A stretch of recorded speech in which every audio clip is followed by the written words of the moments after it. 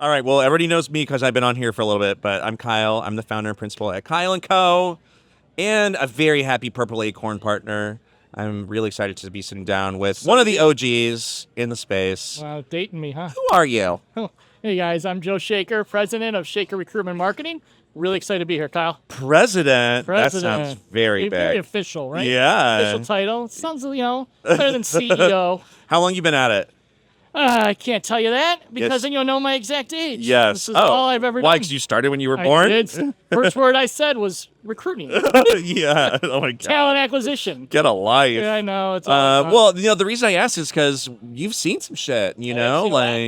I would love to know. I mean, because there's a lot of hype. I mean, Yep. there's just a lot of noise. I think that your clients, my clients, our shared partners, there's a lot of confusion, and there's a lot of activity. I'm just kind of curious as to how you are finding your role at Shaker, not just you specifically, but you as an organization, how it's evolving, and what your clients are looking to you for to bring you partner with them in some very important ways, right? Yeah. Well, what I would say, and I agree with what you're saying, it's at an interesting time in our space, in crossroads. And yes, I have been, as we joked at the start, I've been doing this for a long time to the point that I even know what things are called newspapers. Half your audience, you probably don't even know what it is. God. I know you don't know My what it is. grandpa actually your grandma, digitized. so He digitized the printing press at the Louisville Courier Journal, Right, so which I was mean- bought by the Gannett. our industry, if you think, 75 years this July, so we're really proud of our anniversary. We're kicking off at this conference. My gosh. We've gone from newspapers to job boards, to aggregators, to paper performance media. And I think right now we're at this crossroad again where this industry is changing. I know we're going to use the buzzwords that we're going to hear time and time again, but AI truly is changing, right? How Yeah. candidates are going to interact with our clients. Yeah. How our clients are also going to interact and communicate with the candidates. Yeah. And the automation and the technology is continuing to evolve. And so I think personally right now that this current state and time, whether you look at it from a candidate experience perspective, candidate attraction perspective, the world is being automized. Yeah. And AI is coming in. And how much, though, technology is changing, there's still a human element, which I think is very also important. And one of the things we look at is, yes, you can use and we need to embrace it. But on the same breath, right, we also want to take a kind of personalized approach to it. I think so. I mean, what's challenging is the pressure that many teams are under. Some of the really there's a lot of funny memes out there these days, especially around the push for AI. I was watching one where someone was basically getting waterboarded. Yeah. And it was like the CEO was waterboarding talent acquisition, like in the water was AI. And there's like, use AI, Use it, you have like, to. and yeah. But I mean, there is operational realities, which is our teams are flat or headcount is shrinking still. Do more with less. Yeah. I was talking about this earlier with Steve Bartel from Gem. It's not just do more with less; it's do a great job. Yep. Like you can't like they're actually leaning in more on quality than they have before. The business has. Correct. So it's like do more, do better. Yep. And do it with less. Correct. And I just feel like TA's already been under so much stress, dude. We didn't even get to catch our breaths after COVID. Correct. COVID was manic, right? Yep. And then everybody got laid off at the other side of it.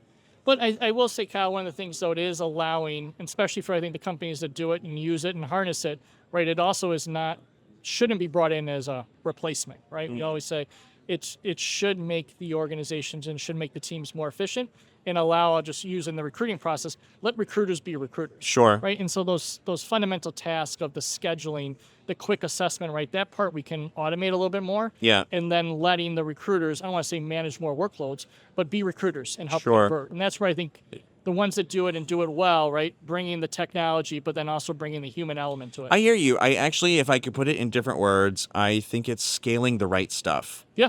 Like scaling best practices, Yep. and not worst practices.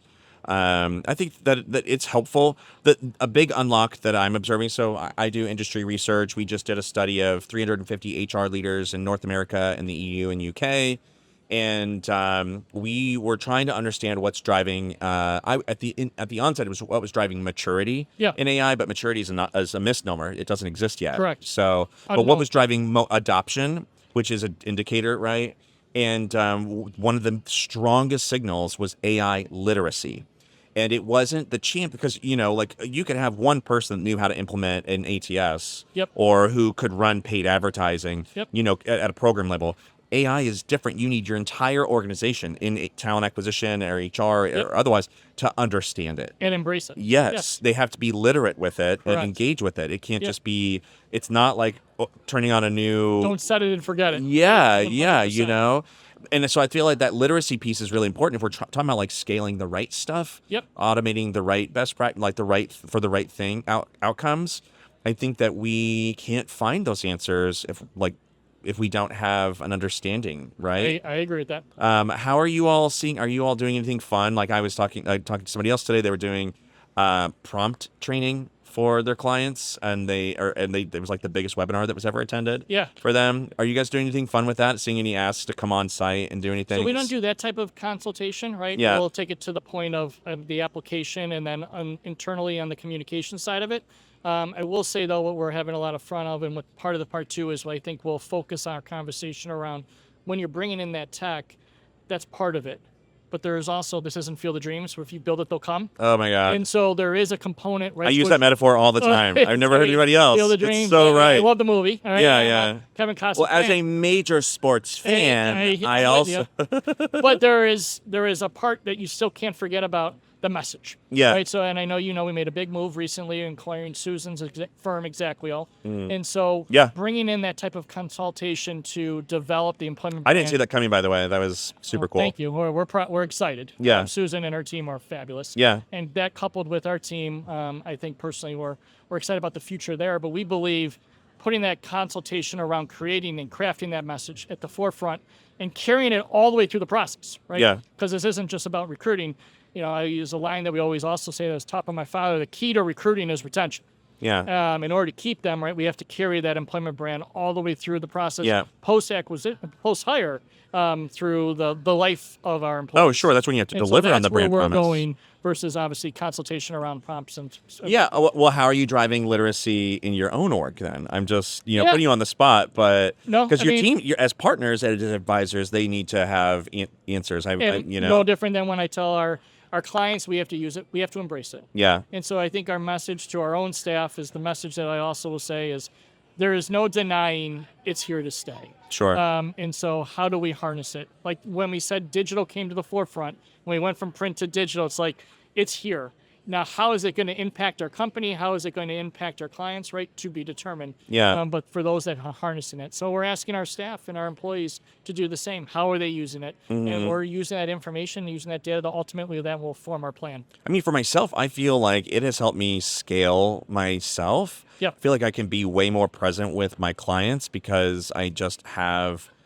Be more efficient. Yeah. I also now have like a collaborator in my pocket that I can just be like, hey, I use ChatGPT. I'm like, hey, ChatGPT, I'm thinking about this. Am I crazy? And we'll jam out with it and just have like a little brainstorm. And I feel like I wouldn't have been able to have that kind of interaction. It's a coach. It's a Yeah, counselor. yeah. A counselor. You're Yeah, I hear you. I'm using Not my those. therapist, though. I think that's a little weird. It gaslights me for sure. I don't think I would rely Like, on it for you advice. need more help. You need more help. Oh, Can't yeah. help you there, Kyle. Oh, no, it's worse. It's like, you're fine. Yeah. No, you're right. You Mine should tells confront me your the opposite. husband. Like, oh, no, we can't help you. No. It's like, actually, yeah, you should divorce your husband. I'm like, maybe I will. Oh my God. No, I'm just kidding.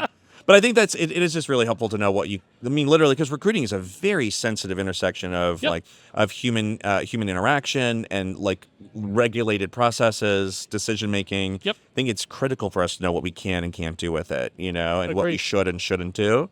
Literacy is going to be such a huge unlock because it can't be just one person on the team that has the answers. Your whole team has to be a part of that change. Agreed. Well, it takes a joint effort. Yeah. What are you most excited about for the show this week then? Well, we're excited, kicking off our 75th. And I really, I use these conferences and this community building. There's a lot of great partners, a lot of great organizations, and hearing from both sides, our clients, our partners, on what's keeping them up at night. And so just definitely listening and hearing and how we can be better partners for them. I would really look forward to hearing what you learn.